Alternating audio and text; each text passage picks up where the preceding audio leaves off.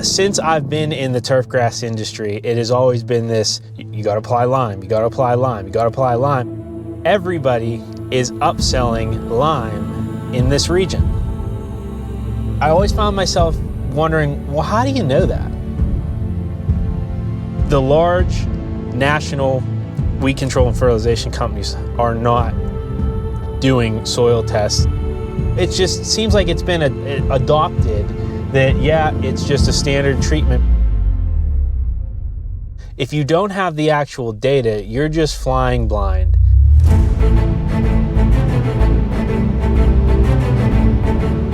What's up, guys, and welcome back to the Pursuit of Growth. I hope you've been well. In this video, I want to talk about recommendations for lime and raising soil pH. At least in my region, as much as people are recommending that you apply nitrogen and some of the other minor elements, you must apply lime every year. As a matter of fact, I was just talking to a local turf grass manager, and he said that he applies lime to every single customer yard he does, and I know he doesn't do any soil testing. So in this video, I'm going to take you out to some of my own customer yards. We're going to look at the soil pHs because I actually do test all my customer yards, and we're going to see if all these companies that are making these blanket recommendations for lime, is it really necessary, or are they just upselling you a bunch of goods you don't need?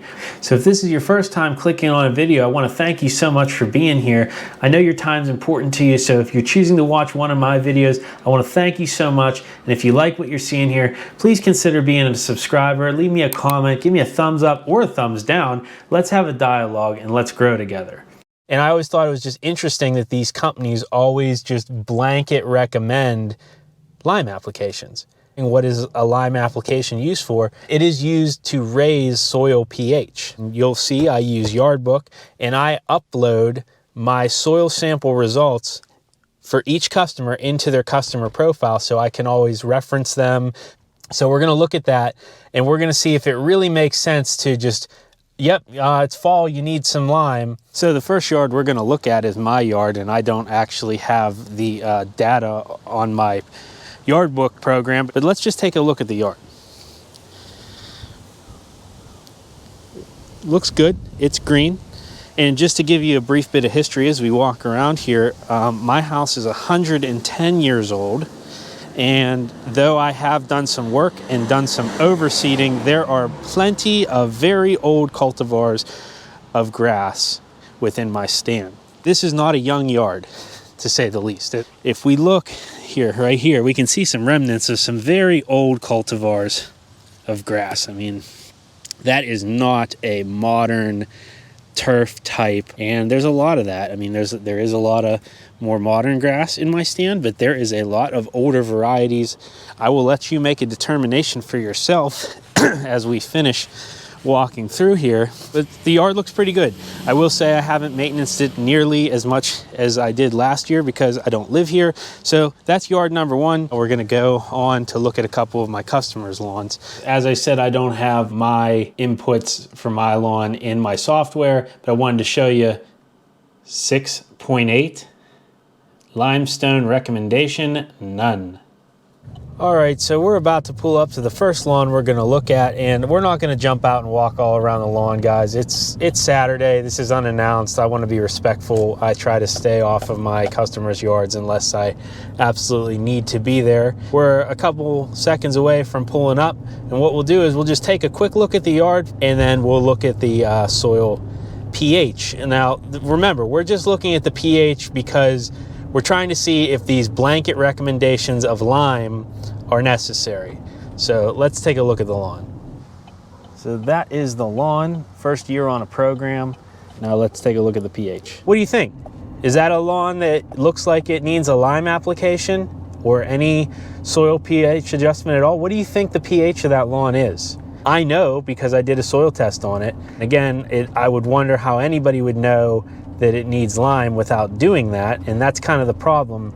I will tell you that that yard and house, although I don't know exactly, I can pretty much guess that that property was probably built in the 50s, and it does have older varieties of turf in it. I'm sure it has been overseeded a time or two, but it's a relatively older turf stand, just like my yard at home. So let's pull into this parking lot here, and we'll jump into Yard Book, and we'll take a look at what the actual soil pH of that property is. So I will say it is kind of difficult to show you actual live customer stuff while protecting their address and things like that. This is Yard Book. That is what I use for my company, and I will blur out any information that is specific to the customer.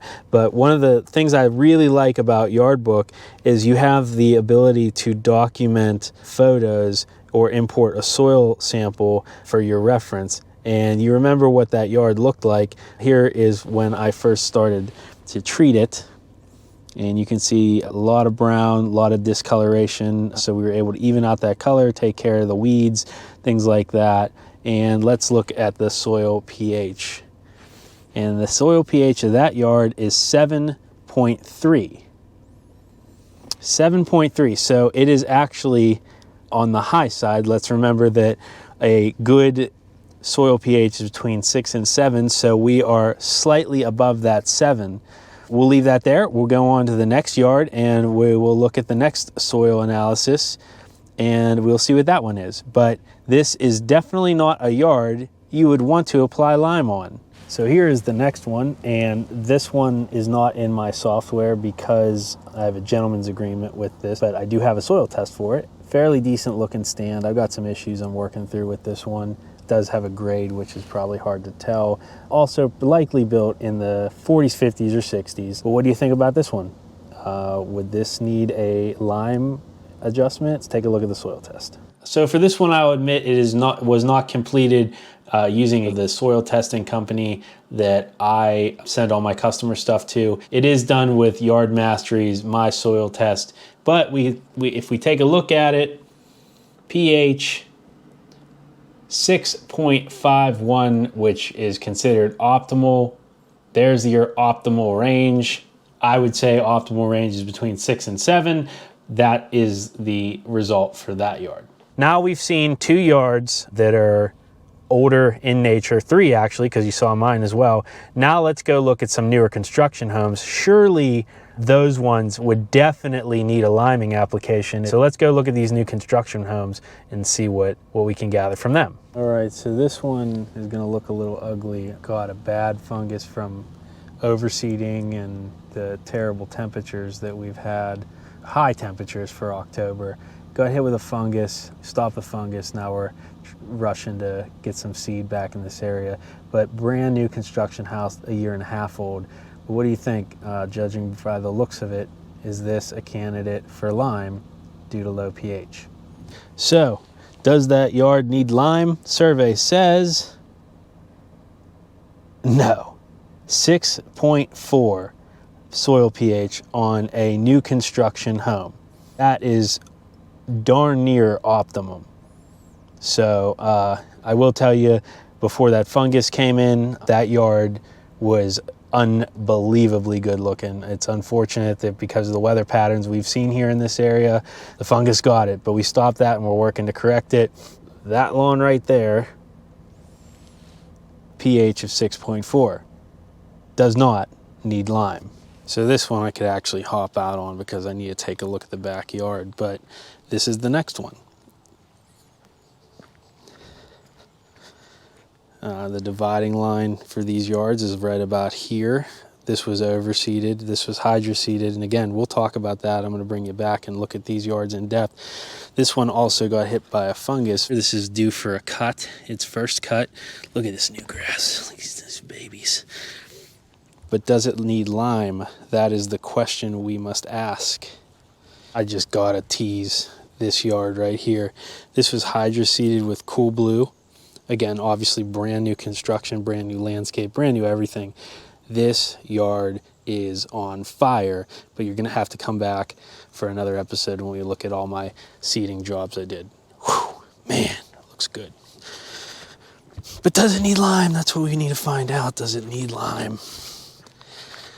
Does it need lime like every freaking person in this area recommends? Let's jump back in the truck and see. So does it need lime? 7.1. that yard, again, does not need lime. So if you are keeping track at home, we have looked at 5 lawns so far, and not a single one needs lime. There is a trend, but after we look at this last one, we'll discuss what we're seeing here and wrap things up. All right, guys, I know I said this was the final lawn, but we're gonna look at my parents' as well. Brand new construction. This yard is maybe a year old. Really tough one. This is one of my hardest yards to contend with. And there's some reasons for that. But what we want to look at is, do we need lime? Do we need lime? What is the pH? Let's take a look. Real quick again, I just gotta, this is another example of how far, look at that. There's the old Toyota. Look how far that yard has come. To say it has come a long way has been an understatement. Go to the pH here. Survey says 7.7. Man, that yard needs lime, right? Lime it up. Upsell it. Upsell the lime. One more yard. Let's go look at my parents and we'll draw our conclusions. But I think you already get the point of what I'm trying to say here. All right, so the final one we're gonna look at is my parents' yard. I know a lot of you have asked about how the Jonathan Green dense shade mix held up, and we'll say not well, but there's reasons for that. I'm not saying the seed is bad. Here's what it looks like if you've been wondering. Of course, there is a dense amount of leaves on the yard, but it is looking green and healthy. Very green and healthy. So, final one, does it need that must-have lime application that everybody is upselling? Now, this yard is also not, the soil test is not in my software, but it is on my home computer. So we will go look at that and we will draw our final conclusions after looking at 6 yards. I use these yards for expediency. They're all relatively close together. I didn't want to have to drive a half hour for these yards, but I can tell you what we've seen today is pretty much across the board what I deal with the rest of my customers. They're all in this range. So let's go back to my office. We'll look at the final pH level of my parents' yard and we will wrap this one up. So here is my parents' soil test from the spring of this year. This one was conducted by Penn State's laboratory. And if we go down here, we can see that they have a soil pH of 7.1. And you can see limestone needs none. Well, what'd you guys think? Kind of revealing, huh? If I'm honest, it kind of fires me up a little bit. Now that I'm in the green industry and an applicator and service provider myself, it kind of burns me that there's so many companies out there that are making these blanket recommendations for lime. Look at what we had in pHs. My personal lawn, 6.8. I have never in 3 years made a single pH adjustment to my lawn. And with a pH of 6.8, I don't plan on doing it either. We had other ones that were 7.3, 6.5, 6.4, 7.1, 7.7. That one could use lowered a little bit. But if you're dealing with a large company, they're probably going to blanket recommend that you lime your yard. If you lime a yard that's 7.7, it's bad advice, and that's a company trying to get money off of you without regard to the true health of your turf stand. So what are 3 things we can take away from this? Well, 1, if you're being upsold lime, you need to ask them how did they come to that determination that your yard needs lime. I am not saying that every company out there is trying to scam you, but just make sure before you pay for that upsell, because it's not going to be a part of your regular program, that you know that you really do need it and it's not going to be detrimental. So the second thing is, if your lawn looks good, don't get wrapped up with the data. Hopefully you're being provided data if somebody's trying to sell you a pH adjustment, but if they are, don't get wrapped up on the data. If your turf stand is in an acceptable condition, it doesn't show clear signs that a pH adjustment might be necessary visually and backed up by a soil test, then don't get too wrapped up about it. Don't get too wrapped up about the micro details.